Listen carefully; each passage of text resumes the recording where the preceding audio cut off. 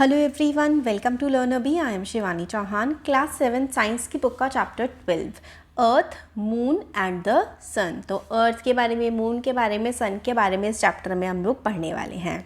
एक छोटी सी स्टोरी से स्टार्टिंग होती है कि एक सुबह की मॉर्निंग है, मतलब one morning in Kanyakumari, Tamil Nadu. 12-year old Rashmika was eagerly cycling to school.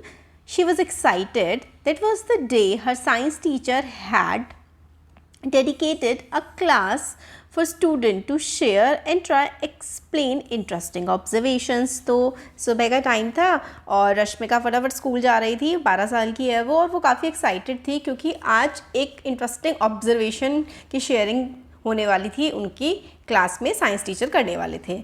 Rashmika had been noticing that the coconut tree shadows were long in the morning but shorter in the afternoon.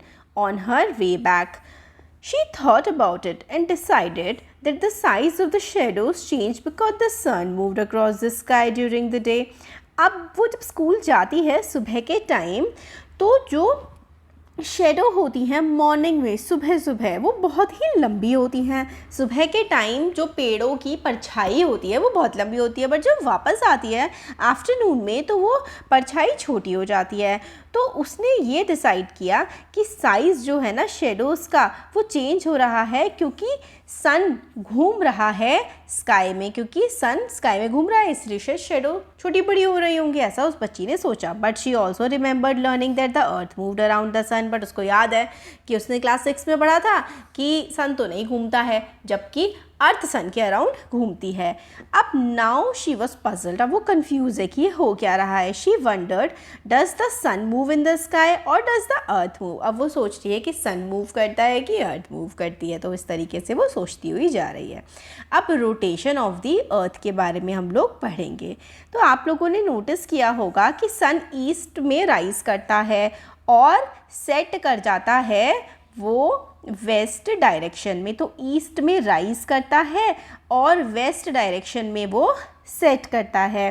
पर क्या आपने कभी सोचा है कि ऐसा क्यों होता है? तो ये एक एक्टिविटी के थ्रू समझेंगे। तो एक्टिविटी का वीडियो मैं अलग से भी बना चुकी हूँ, आप लोगों को मिल जाएगा। उसमें 5 एक्टिविटी जो चैप्टर की हैं वो एक्सप्लेन है। तो यहाँ पर मैं आपको फटाफट से बता देती हूँ कि एक्टिविटी 12.1 जो है उसमें हमें बोला गया है कि एक जो है बच्ची वो मैरी गो राउंड, ये जो झूला होता है, इसमें बाहर की तरफ मुँह करके बैठ जाती है और दूसरा बच्चा उसको घुमाता है एंटी क्लॉकवाइज डायरेक्शन में, मतलब देखो ऐसे उल्टी डायरेक्शन में घुमा रहा है।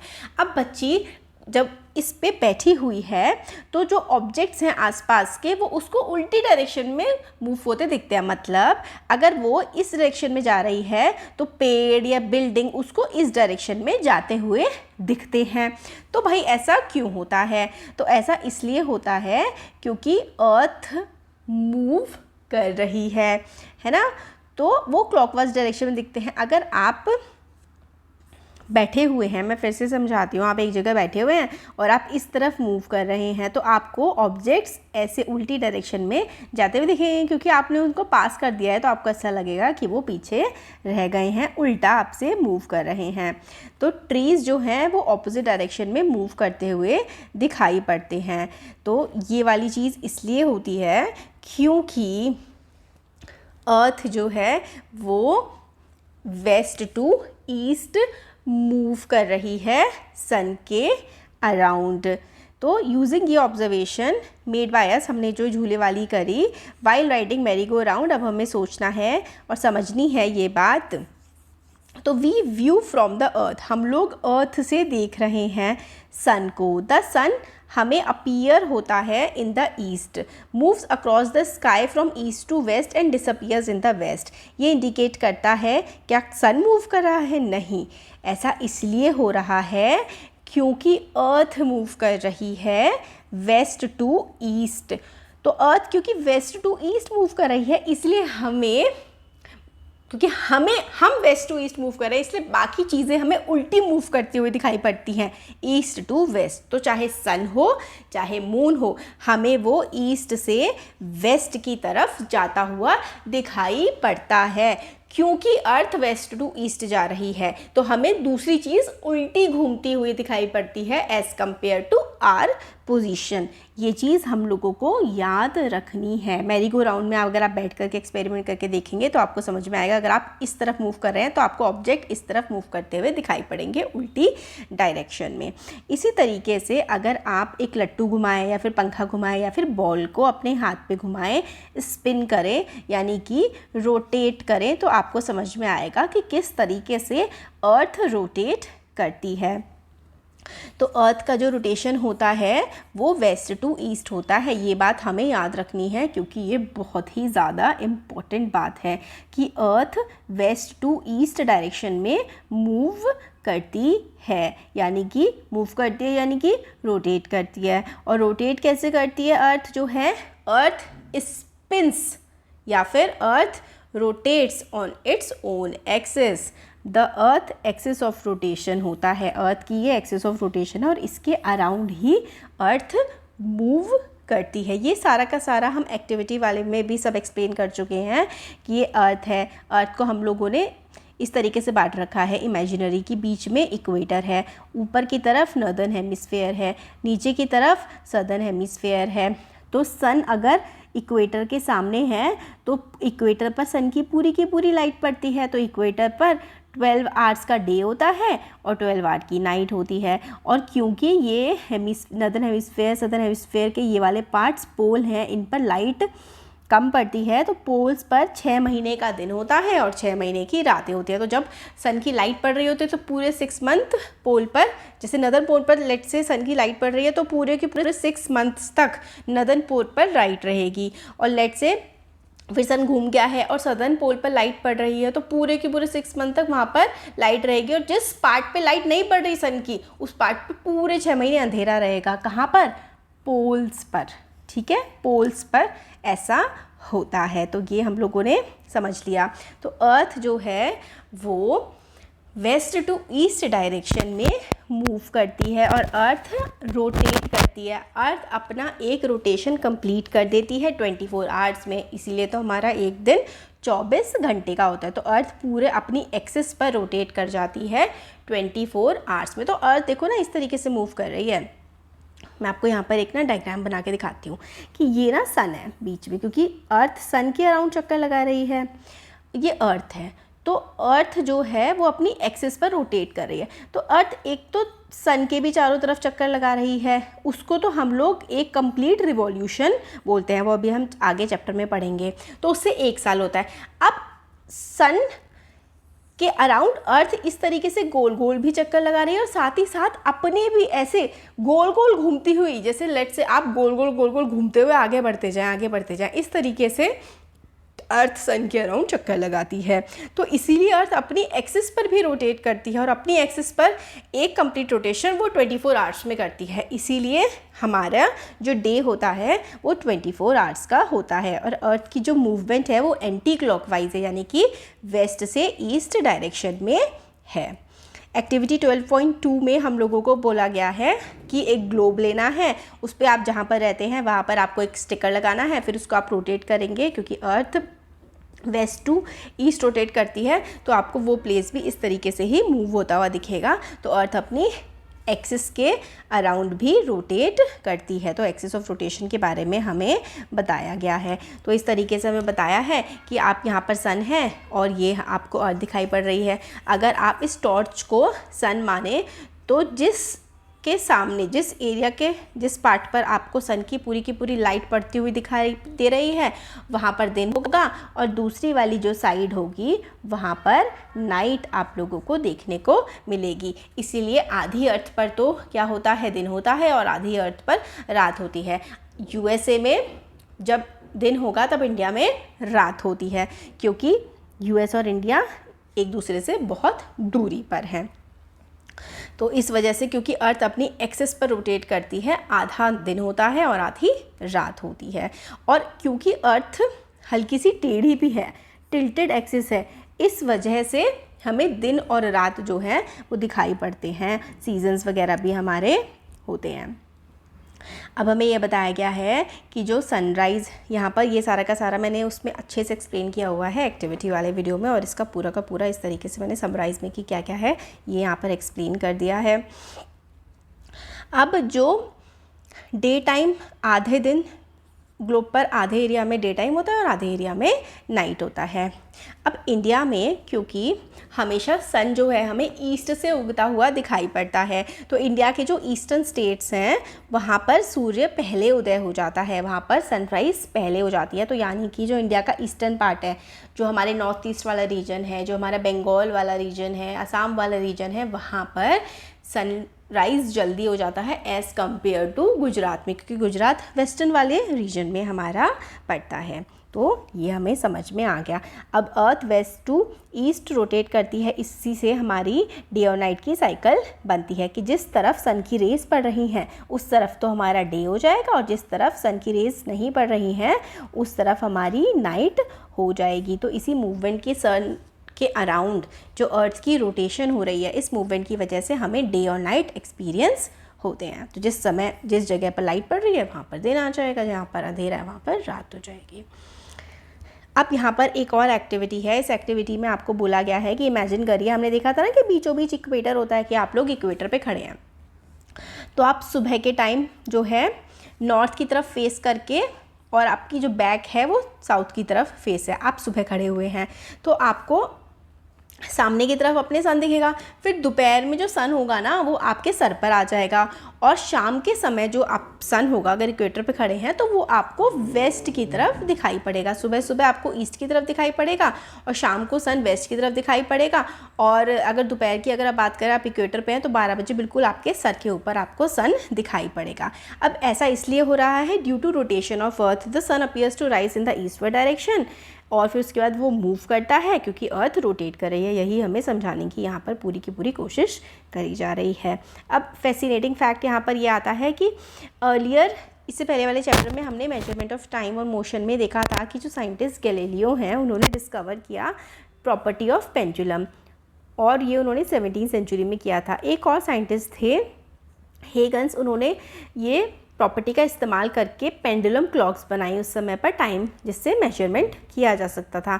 19वीं सेंचुरी में एक और साइंटिस्ट थे लियोन फोकाल्ट, उन्होंने काफ़ी लंबा सा पेंडुलम बनाया और पहला सिंपल डिमॉन्स्ट्रेशन दिया कि अर्थ रोटेट करती है। तो फोकाल्ट पेंडुलम, इससे हम लोगों को पता लगा, मतलब डिमॉन्स्ट्रेशन के थ्रू, कि अर्थ किस तरीके से रोटेट करती है। तो उन्होंने बहुत ही लंबा सा पेंडुलम बनाया, नीचे उनकी एक हैवी सी बॉब थी जो कि सीलिंग से लटकी हुई थी। अब यही फोकाल्ट पेंडुलम जो है जिसकी लेंथ 22 मीटर रखी गई है, इसको कॉन्स्टिट्यूशन हॉल जो है हमारी नई पार्लियामेंट का न्यू दिल्ली में, वहाँ पर इसको लगाया गया है। ये सिंपलाइज करता है integration of the idea of India with the vastness of the Cosmos, कि इंडिया का आइडिया और पूरी ब्रह्मांड से हमारी जो जुड़ाव है उसको रिप्रेजेंट करता है। तो फोकाल्ट पेंडुलम हमारे देश की पार्लियामेंट में लगाया गया है, ये अर्थ की रोटेशन को डिनोट करने के लिए। अब ये बच्चा सोच रहा है कि सिंस अर्थ रोटेट करती है, shouldn't the star also appear to move in the sky like sun, तो सन हमें रोटेट करता हुआ दिखाई पड़ता है, तो इसी तरीके से स्टार्स भी हम लोगों को स्काई में रोटेट करते हुए दिखाई पड़ते हैं। वो रोटेट नहीं करते, एक्चुअली अर्थ ही रोटेट कर रही होती है। एक और एक्टिविटी है, आपको बोला गया है कि आपको मार्च और मई के बीच में सप्तऋषि को, बिग डिपर को आइडेंटिफाई करना है, और आपको एक एक्टिविटी करनी है कि शाम 7 बजे देखना है, नोट करना है कि किस डायरेक्शन में। तो आप नॉर्थ ईस्ट डायरेक्शन में आपको मार्च अप्रैल के टाइम पर देखेंगे तो 7 बजे इधर दिखेगा, फिर 9 बजे, फिर 11 बजे थोड़ा स्टार्स की आपको मूवमेंट होती हुई दिखाई देगी। और सुबह के टाइम जो बिग डिपर है वो पूरा नॉर्थ वेस्ट में पहुंच जाएगा। बिग डिपर को हम हिंदी में सप्तऋषि बोलते हैं। और पोल स्टार जो है आपको एक फिक्स डायरेक्शन में ही हमेशा दिखाई पड़ता है। ऐसा क्यों है? क्योंकि जो पोल स्टार है ना वो अर्थ की एक्सिस के बिल्कुल सामने की तरफ पड़ता है, इसलिए वो हमें स्टेशनरी दिखाई पड़ता है। तो इस तरीके से आप लोग ऑब्जर्व कर सकते हैं। तो अर्थ की एक्सिस ऑफ रोटेशन पॉइंट करती है very close to pole star, ये बहुत इंपॉर्टेंट है। नदर्न हेमिस्फेयर में जो अर्थ की एक्सिस ऑफ रोटेशन है वो पोल स्टार की तरफ पॉइंट करती है, इसीलिए जो पोल स्टार है वो हम लोगों को ऐसा लगता है कि अर्थ के रिस्पेक्ट में बिल्कुल स्टेशनरी है, बाकी सारे जो तारे हैं वो हम लोगों को मूव करते हुए दिखाई पड़ते हैं। जैसे कि सन मून हम लोगों को राइज़ करते हुए दिखाई पड़ते हैं ईस्टवर्ड डायरेक्शन में, और वेस्टवर्ड डायरेक्शन में वो हमें छुपते हुए दिखाई पड़ते हैं, क्योंकि अर्थ वेस्ट टू ईस्ट रोटेट करती है। तो कितनी बार इस चैप्टर में रिपीट हुआ है। और हमें जो ध्रुव तारा है, पोल स्टार है, वो हमें नॉर्दर्न हेमिस्फीयर में दिखाई पड़ता है। और वो स्टेशनरी क्यों लगता है? क्योंकि वो the earth axis of rotation points very close to pole star in northern hemisphere, इसलिए पोल स्टार नियरली स्टेशनरी हमें स्काई में दिखाई पड़ता है। अब फैसिनेटिंग फैक्ट एक और आ जाता है इसमें कि जो एस्ट्रो फोटोग्राफर्स हैं ना, उन्होंने बहुत सारे लॉन्ग एक्सपोजर फोटोग्राफ्स लिए हैं और कैमरा का शटर ओपन रखा है बहुत लंबे समय तक, तो उन्होंने मतलब मोशन को वो कैप्चर कर पाए हैं कि किस तरीके से स्टार जो है वो मूव करते हुए दिखाई पड़ते हैं एक सर्कल में। इसको स्टार ट्रेल बोला जाता है। मतलब उन्होंने कैमरा से छोड़ दिया तो पूरे के पूरे मूव करती हुई पिक्चर्स बन गई कि कैसे कैसे कि हर 2-2 घंटे में अपनी पोजीशन चेंज करते हैं ना, मतलब हर 4-4 मिनट में पोजीशन चेंज हो जाती है क्योंकि अर्थ मूव कर रही होती है, इसलिए। Fascinating facts. एंशियंट इंडियन जो एस्ट्रोनॉमर्स हैं इंक्लूडिंग आर्यभट्टा, उन्होंने daily apparent motion of celestial bodies को नोटिस कर लिया था कि किस तरीके से सेलेस्टियल बॉडीज, सन, मून, प्लैनेट्स, स्टार्स ये मूव करते हैं। आर्यभट्ट जो हैं वो फेमस मैथमेटिशियन थे, एस्ट्रोनॉमर थे एंशियंट इंडिया के, जिन्होंने इंपॉर्टेंट ट्रीटाइज लिखी थी Aryabhatiya. Around 5th century CE उन्होंने ये लिखी थी। उन्होंने बताया था कि किस तरीके से मोशन होता है स्टार्स का अराउंड द अर्थ, और ये उन्होंने अपने इस वर्ड्स में दिया भी गया है। अनुलोम गर्ति नैस्थ पश्यत्य चलनम मेरे से नहीं पढ़ा जा रहा, सॉरी, बट हाँ इसका ये मतलब है कि जैसे हम लोग जस्ट एस मैन जो कि मूविंग बोट पर बैठा होता है, उसको बाकी सारे जो ऑब्जेक्ट्स हैं वो पीछे की तरफ जाते हुए दिखाई पड़ते हैं, इसी तरीके से जो स्टार्स हैं वो स्टेशनरी होते हैं, और स्टार स्टेशनरी होते हैं और हमें वो पीछे भी जाते हुए दिखते हैं क्योंकि अर्थ मूव कर रही होती है। तो आर्यभट्ट ने स्टेट किया था कि किस तरीके से टाइम कैलकुलेट होता है, कि एक रोटेशन किस तरीके से अर्थ कितने टाइम में कंप्लीट करता है। उन्होंने बताया था कि एक रोटेशन अपनी एक्सिस के अराउंड 23 आवर्स 56 मिनट्स 4.1 सेकेंड्स में मॉडर्न यूनिट्स में जो है अर्थ एक रोटेशन अपनी कंप्लीट कर लेती है, और यही बिल्कुल सही टाइम भी है। तो ये बच्ची बोल रही है, I have seen that the stars and constellation that appear in the east at sunset change during different months. तो डिफरेंट मंथ्स में चेंज होते जाते हैं। तो हाँ, ये बच्चा बोलता है may be that is why we were told to look for certain stars and constellation at certain times of the year, है ना। ग्रेड 6 में एक सर्टेन टाइम पर ही बोला गया था क्योंकि वो मूव करते रहते हैं अर्थ, क्योंकि एक जगह नहीं रहती ना, अर्थ मूव करती रहती है, तो हमें एक पर्टिकुलर टाइम पर ही वो वाले स्टार्स दिखाई पड़ते हैं। अब रिवॉल्यूशन ऑफ अर्थ। अब अर्थ अपनी एक्सिस पर तो रोटेट करती है और सन के अराउंड रिवॉल्व करती है। तो ये हम लोगों को इस डायग्राम के थ्रू बताया गया है कि अर्थ जो है वो सन के अराउंड अपनी ऑर्बिट पर रिवॉल्व भी करती है। तो ये ऑर्बिट है, ऑर्बिट ऑर्बिट मतलब बेसिकली जो सन का के अराउंड घूमने का अर्थ का जो रास्ता है वही अर्थ की ऑर्बिट है। तो यहाँ पर देखो ये सन है, और दिसंबर में हमारे यहाँ तो सर्दी पड़ती है, तो सन से उस टाइम पे अर्थ हमारी इंडिया के रिस्पेक्ट में थोड़ी उस वाले टाइम पे आती है कि सनलाइट कम होती है हमारे देश पर। तो इस वजह से अलग अलग हमारे सीजन्स भी होते हैं। तो यहाँ पर हमें ये बताया गया है कि रोटेट करती है अर्थ अपनी एक्सिस पर और रिवॉल्व करती है सन के अराउंड। ये हम क्लास 6 में भी पढ़ चुके हैं। ये मूवमेंट डिफरेंट होता है रोटेशन से, ठीक है। रिवॉल्यूशन रोटेशन से अलग होता है। रिवॉल्यूशन जो है वो सन के अराउंड होता है। This movement is different from rotation. Revolution is the motion of an object around another object. Revolution मतलब एक ऑब्जेक्ट दूसरे ऑब्जेक्ट के अराउंड रिवॉल्व कर रहा है। The path an object takes while revolving around another object is called its orbit. तो ये एक ऑब्जेक्ट सन, दूसरा ऑब्जेक्ट अर्थ, तो घूम रहा है, तो जिस रास्ते पर घूम रहा है उसको हम लोग ऑर्बिट बोलते हैं। अगर हम टॉप से देखें, जैसे कि फिगर 12.8 में दिखाया गया है, the orbit of the earth around the sun is nearly circular. तो लगभग सर्कुलर जो है ऑर्बिट है। तो अर्थ एक अपनी जर्नी पूरी एक रिवॉल्यूशन कंप्लीट करती है 365 डेज एंड 6 आवर्स में। तो इसीलिए हर 4 साल में लीप ईयर होता है, क्योंकि हर 6 घंटे ऐड करते हुए 4 साल बाद एक दिन ऐड हो जाता है, जो कि February 28 के फॉर्म में हम लोग लेते हैं।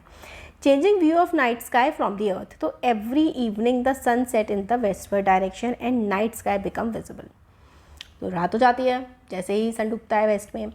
We know that this occurs due to earth rotation, हमें अर्थ की रोटेशन की वजह से दिन और रात होते हैं, तो रोटेशन की वजह से दिन और रात होते हैं। बट अर्थ रिवॉल्व भी करती है, सन के चारों तरफ चक्कर भी लगा रही है कंटिन्यूसली। इसकी वजह से बहुत सारी चीज़ें होती हैं, जैसे कि सीजन्स बदलते हैं। You can also notice this change by looking at the pattern of stars at a fix time of night on days separated by months. हर महीने हर स्टार आपको दिखाई नहीं पड़ेगा, क्योंकि दिशा बदल जाती है, हम अलग अलग एरियाज़ में होते हैं, क्योंकि अर्थ तो गोल गोल गोल गोल घूम रही है। Fascinating fact, the Bhil and Pawara are indigenous communities from the Tapi valley in western India who use the appearance of certain patterns of star in the sky as manner of arrival of monsoon rain।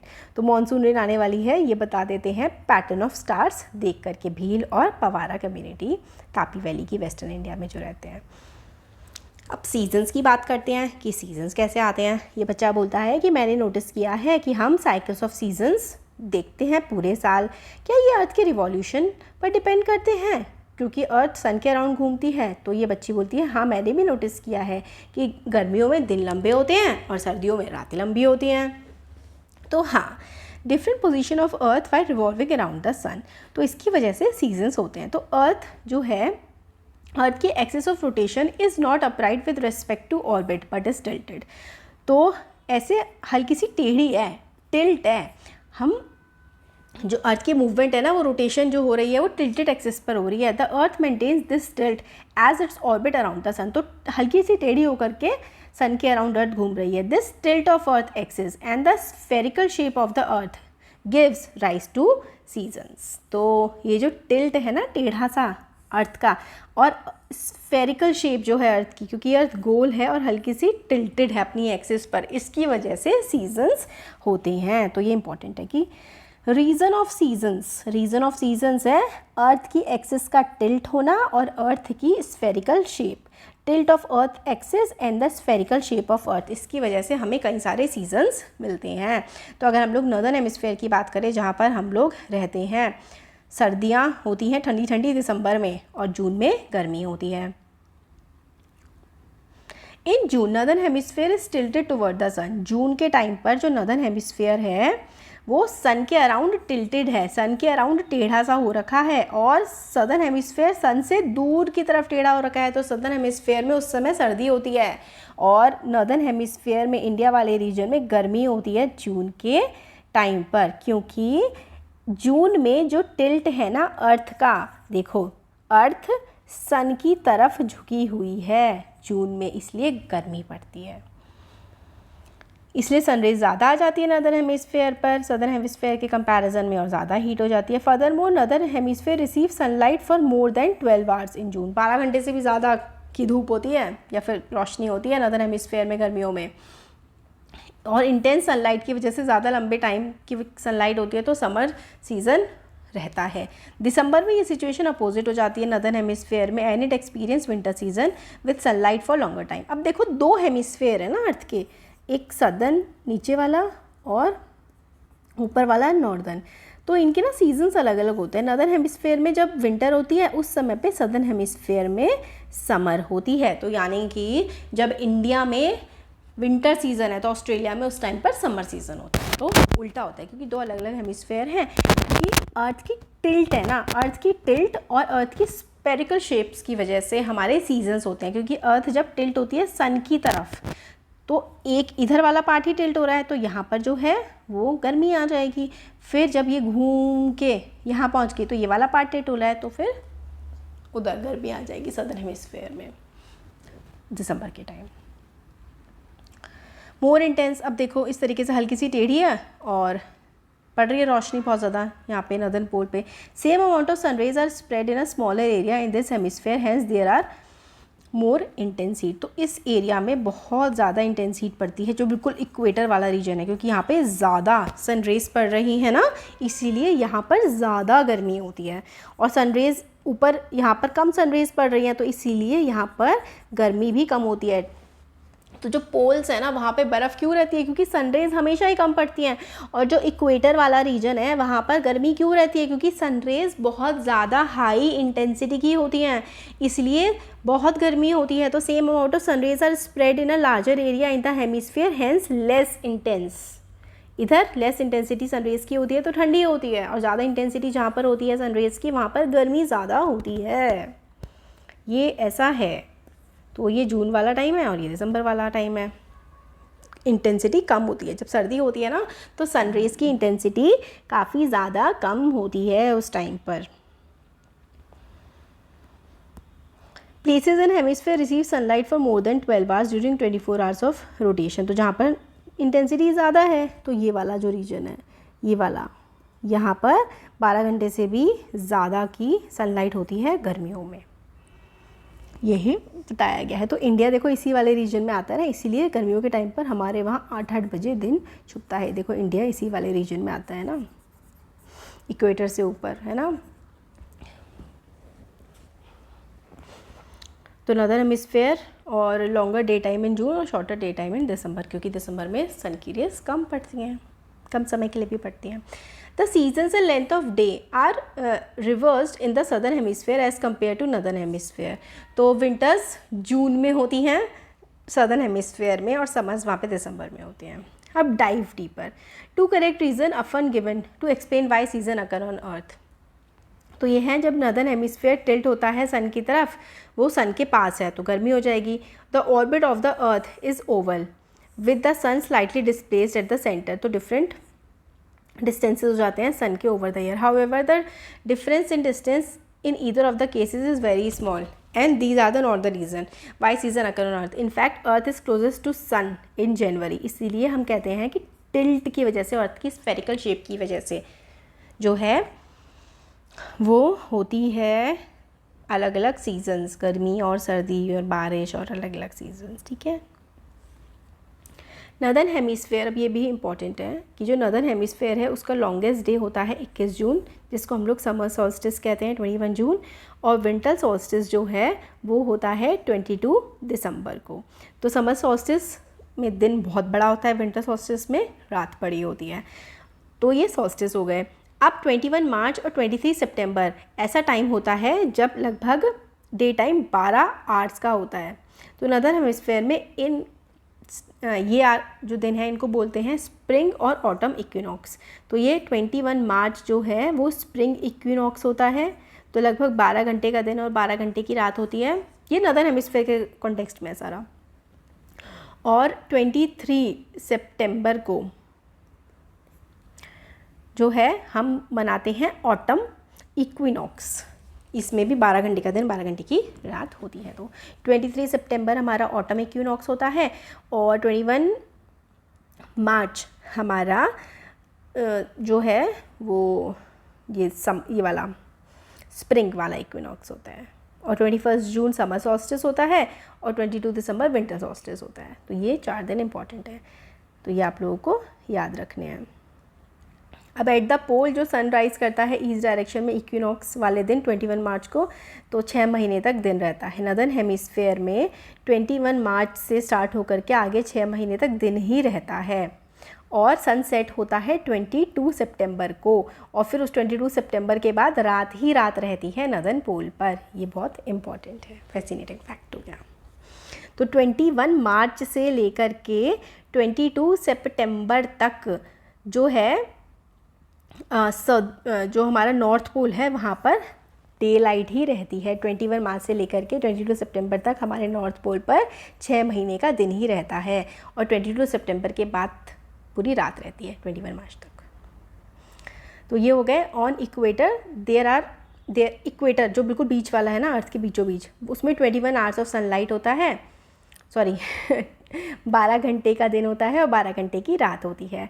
और जो sun rays हैं वो equator पर हर महीने बराबर ही पड़ती हैं, तो वहाँ पर सर्दी वगैरह नहीं होती, न बहुत गर्मी होती, एक ही जैसा 12 के 12 महीने मौसम रहता है। इंडिया जो है वो ऊपर की तरफ है इक्वेटर से, जो इंडिया का नदर्न पार्ट है, इसलिए सीजन्स होते हैं। और इंडिया का जो सदर्न इंडिया वाला पार्ट है वो इक्वेटर के काफ़ी ज़्यादा पास है, ओशन के पास है, इसकी वजह से वहाँ पर सर्दियाँ नहीं पड़ती सदर्न इंडिया में, नदर्न इंडिया में ही सर्दी गर्मी सब पड़ती है। तो ये हम लोगों ने देख लिया। अब इसके आगे आते हैं एक्लिप्सेस। 2 एक्लिप्स होते हैं, एक सोलर एक्लिप्स होता है और एक लूनर एक्लिप्स होता है।